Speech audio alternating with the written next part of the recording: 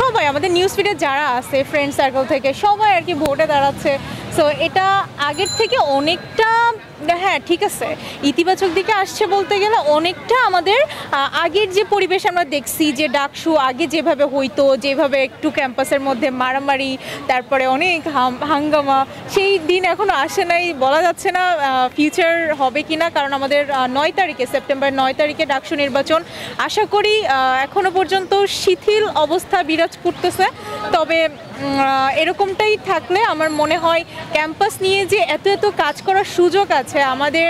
বিশেষ করে আমি বলতে চাই ঢাকা বিশ্ববিদ্যালয়ের মেয়েদের যে 2টা হল আছে, মৈত্রী হল এবং বঙ্গমাতা হল, এই 2টা হল খুবই অবহেলিত। এটা পাবলিক ইউনিভার্সিটির একটা হল আসলে হইতে পারে না, কারণ আপনি দেখেন এখানে না আছে আউট অফ ক্যাম্পাস কিভাবে, হ্যাঁ আউট অফ ক্যাম্পাস তো অবশ্যই, কিন্তু যেহেতু এটা হচ্ছে ঢাকা ইউনিভার্সিটির মেয়েদের হল, ক্যাম্পাসের বাইরে স্থাপন করা হয়েছে, এই জন্য তাদের দরকার ছিল সেই রকমের সুযোগ সুবিধা দেওয়া। যেমন ধরেন বাসের যে সুযোগ সুবিধা, খুব স্পেসিফিকলি জি ডাকসু নির্বাচনকে ঘিরে অনেক বছর পর আবার ডাকসু নির্বাচনটা হচ্ছে, ক্যাম্পাসটা আসলে কতটুকু উৎসব মুখের মনে হচ্ছে নাকি উৎসব মুখের মনে হচ্ছে? অনেক বেশি মনে হচ্ছে, হ্যাঁ, কারণ এর আগে তো ধরেন খুব সুষ্ঠুভাবে কিছু করার সুযোগ ছিল না, এখন সব কিছু মোটামুটি সুষ্ঠুভাবে হচ্ছে, যে কারণে উৎসব তো বিরাজ করতেছেই। হ্যাঁ এখন সবাই ইজিলি নিজের মতো নিজের থেকে নিজের স্ব উদ্যমে যে একটু কাজ করা যাবে সেটা একটুখানি ভাবতে পারতেছে, এটাই।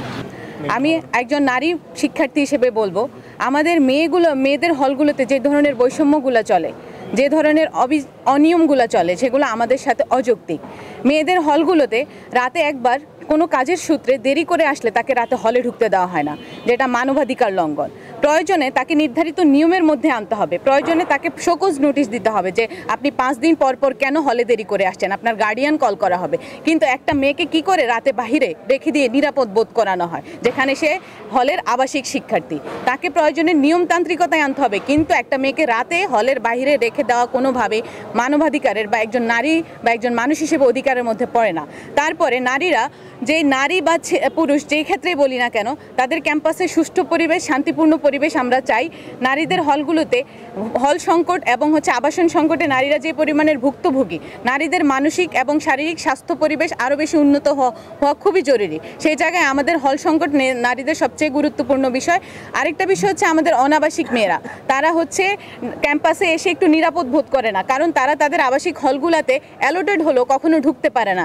এর চেয়ে অমানবিক দৃষ্টিভঙ্গি আসলে কোথাও নেই। কেন সে রোকেয়া হলে অ্যালোটেড হয়েও সে সিটও পাচ্ছে না, আবার হলে ঢুকতেও পারছে না। বিশ্ববিদ্যালয় প্রশাসনকে এই ধরনের জবাবদিহিতায় আনতেই আমরা আজকে এখানে সবাই একত্রিত হয়েছি।